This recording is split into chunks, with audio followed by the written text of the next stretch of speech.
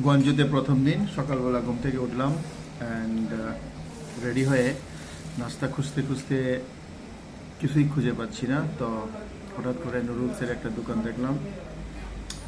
কালকে রাতের অনেক হিস্ট্রি আছে, অনেক খুঁজতে খুঁজতে এই দোকানটা পাইছিলাম। এটা হালাল, কারণ এখানে হালাল দোকান পাওয়া খুবই কঠিন।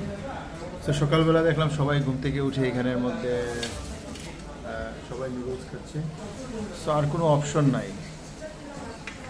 সো আমিও একটা নুডলস অর্ডার করছি অ্যান্ড সাথে একটা স্টার্টার ডাম্পলিং, বিফ ডাম্পলিং। এখন ট্রাই করে দেখি জিনিসটা কেমন।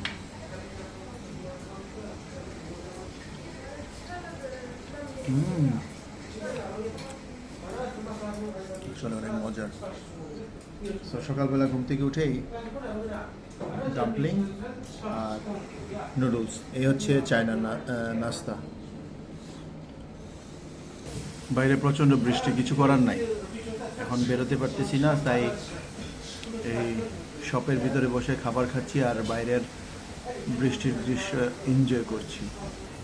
সকালে, দুপুরে, রাতে সব noodles. So this is Guangzhou, China.